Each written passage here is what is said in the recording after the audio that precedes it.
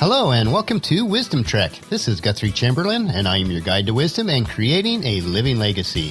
Thank you for joining us for our 7-day-a-week, 7 Minutes of Wisdom podcast. This is day 115 of our trek, and yesterday we learned why the will to prepare is more important than the will to succeed. And today we'll explore the attributes that are needed for a person to achieve maximum results. In celebration of our 100th day of Wisdom Trek, please check out wisdom-trek.com and sign up for the free Wisdom Trek t-shirt drawing that will take place on October 5th. We will be giving away 7 Wisdom Trek t-shirts. We are recording our podcast from our studios at Home 2 in Charlotte, North Carolina.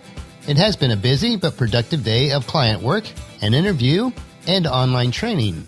I strive to focus on some avenue of learning each day, which could be a webinar, an online course, or some sort of additional reading. Even when the workload is heavy, I feel like that it is very important for all of us to have a priority of learning and improving. We should see improving results in our lives each day. So as we head out on our trek today, this gives us a topic for our discussion. So I will ask you, why do some people seem to have the desirable ability to get things done, to get results, while others seem to continually spin their wheels? This certainly is an interesting point to ponder. Clearly, we all have the same amount of time each day. We all have skills and abilities in certain areas, and we all have some areas of our lives where we have the potential to achieve. As we study individuals that seem to achieve more than the average person, there are some common traits that reveal themselves. So the question is, how can you become a high achiever? If we want to be a high achiever, then we need to emulate, not duplicate, those individuals that are high achievers. The result getters have these 3 common qualities or traits: great self-talk, great alliances, and great ability. The complexity of these 3 traits is part of the mix. So number 1, great self-talk. Great self-talk is driven by a number of factors, including your personal experiences, both positive and negative, your environment, your personal goals, the price that you're willing to pay for success, your personal desires to continually improve, your minimal concern for what others say about you, and the love that you have for yourself and others. Together, these factors will create in you something that most of us would identify as passion. The question is, can passion be taught or acquired, or does it have to be something that is innate? Many believe that you have to be born with passion. I, to the contrary, do not believe this. There are too many examples today of people who are fanatical and passionate after they become involved in an organization or movement.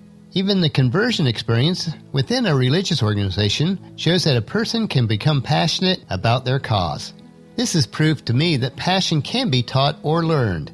If you are not enjoying the results you need or desire, positive self-talk is the first step toward those results. What the mind dwells on, the body acts on.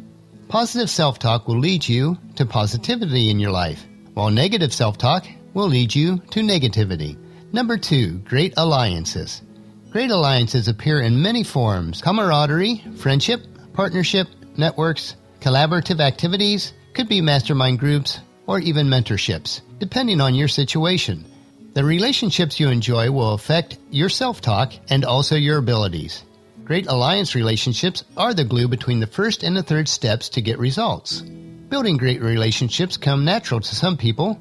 However, it is a skill that can be taught and learned. Some individuals are more naturally shy, so building great relationships may be more difficult, but certainly not impossible.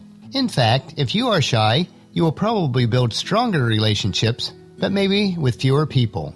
You must develop the skills to seek out and establish positive, mutually beneficial relationships. And number 3, great ability. Great ability is more than the sum of your God-given talents. Ability is the collective body of your knowledge, skills, experience, and talent synthesized through your self-talk. The relationships you build greatly affect your ability. Your abilities come from your practical knowledge and experience. No one ever knew how to drive a car upon leaving the womb. In the same manner, few people know how to effectively achieve abundant and positive results when they are in the 3rd grade. These skills are taught to them.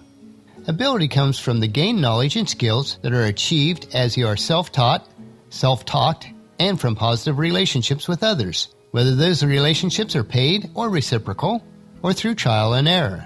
Trial and error is costly and time-consuming. It is certainly better to prepare ahead of time. You can be a person of influence and a person of results. And as a Christ follower, I know that if I do what I am capable of, then God will provide me with what I am not capable of. Psalms 37:3. Trust in the Lord and do good. Then you will live safely in the land and prosper. And Proverbs 3:5 and 6. Trust in the Lord with all of your heart. Do not depend on your own understanding. Seek His will in all that you do, and He will show you the path to take. Now that we briefly looked at some of the common traits of individuals that consistently achieve high performance results, let us look at 5 practical tips that will have positive results instead of making excuses on our daily trek. First, the right things. Be accountable for doing the right things. This means ethical execution of the activities that will actually support the goals that you have chosen for yourself. For instance, if you are managing a team, leading a group, or within your own family, you must model the skills by doing the right things yourself. You must then empower each person that you are impacting to identify his or her own right things. And you must be willing to communicate about what's working and what isn't in the open and in transparent in all your ways. Second, new opportunities. Be accountable for managing your new opportunities. This means be willing to step away from those things that are comfortable for you to make room for something that may be even better. Yes, this is a risk, but it's one that successful, results-driven people take because the return can be positive overall. Managing your opportunities takes time and practice. Sticking with old habits causes you to repeat many behaviors and initiatives that aren't really what you want. Third, process. Be accountable for yourselves when you hit an obstacle. It is inevitable that you will encounter adversities and setbacks when you pursue your goals. The question is, how will these adversities and setbacks affect you? Will these keep you from making creative and new approaches to attain your goal? Fourth, expectations. Be accountable for establishing your right expectations. The targets you set for yourself will have a huge impact on what you actually achieve. How will you set the targets for yourself and those that you impact? Will you set them based on old habits or what is possible? Will you set them too high, too low, or in the ideal zone where the goals are a healthy stretch? And fifth, relationships. Be accountable for your relationships and your contributions to them.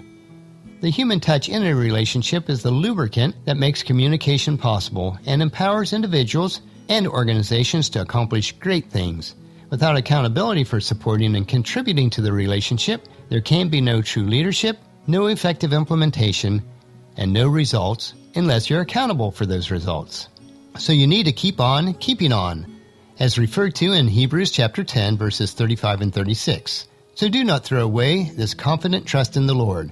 Remember the great reward it brings you. Patient endurance is what you need now so that you will continue to do God's will. Then you will receive all that He has promised. So in today's trek, we focused on what attributes are needed to achieve results. Now that you are achieving more results, join us tomorrow for our Wisdom Trek, Creating a Legacy.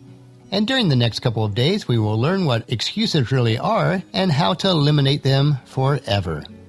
This will finish our podcast for today, but remember to listen to your daily dose of wisdom on wisdom-trek.com, iTunes, Stitcher, SoundCloud, Spreaker, or YouTube. And please share Wisdom Trek with your family and friends so that they can come along with us each day. The journal for today's trek can be found at wisdom-trek.com, which contains pictures, tweetable quotes, and other wisdom nuggets. Thank you for allowing me to be your guide, your mentor, but most importantly, your friend, as I serve you through the Wisdom Trek podcast and journal each day. As we take this trek together, let us always live abundantly or fully, love unconditionally, listen intentionally, learn continuously, lend to others generously, lead with integrity, and leave a living legacy each day. This is Guthrie Chamberlain, reminding you to keep moving forward, enjoy your journey, and create a great day every day. See you tomorrow.